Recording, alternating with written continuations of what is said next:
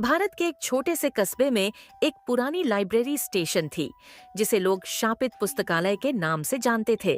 कहा जाता था कि वहां रात के समय अजीब अजीब आवाजें आती थीं, जैसे कोई फुसफुसा रहा हो या भारी भरकम कदमों की आहट। कई साल पहले इस लाइब्रेरी में काम करने वाला एक लाइब्रेरियन रहस्यमय तरीके से गायब हो गया था। उसके बाद से ही वहां अजीब घटनाएं होने लगीं। लोग कहते हैं कि उस लाइब्रेरियन की आत्मा अभी भी वहां भटक रही है। एक रात चार दोस्त अमित, साक्षी, रवि और नेहा ने इस भूतिया लाइब्रेरी में जाने का फैसला किया। वे सब साहसी थे और भूत प्रेत की कहानियों पर विश्वास नहीं करते थे।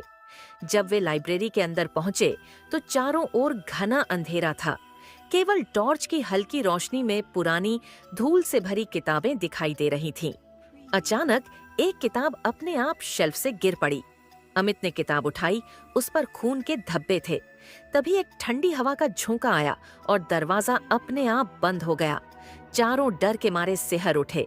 रवि ने हिम्मत करके आगे बढ़ने की कोशिश की, लेकिन तभी उसने महसूस किया कि कोई उसके पीछे खड़ा है।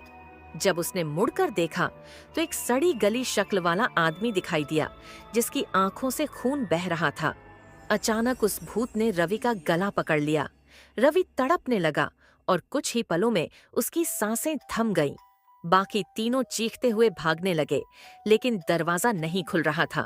साक्षी ने नेहा का हाथ पकड़ा और खिड़की की ओर भागी। तभी एक तेज चीख सुनाई दी।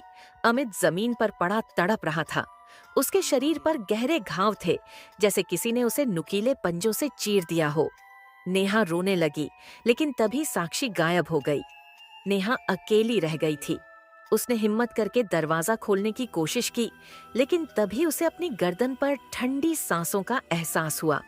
अगली सुबह पुलिस को लाइब्रेरी में 3 लाशें मिली, रवि, अमित और नेहा की, लेकिन साक्षी का कोई पता नहीं चला। लोग कहते हैं कि साक्षी की आत्मा अब उस लाइब्रेरी में कैद है और जो भी वहां जाता है वो कभी लौट कर नहीं आता। उसके बाद से कोई भी रात में उस लाइब्रेरी में जाने की हिम्मत नहीं करता। कहते हैं अगर आप वहां रात के समय जाए तो किसी के फुसफुसाने की आवाज जरूर सुनाई देगी। मुझे यहाँ से बाहर निकालो।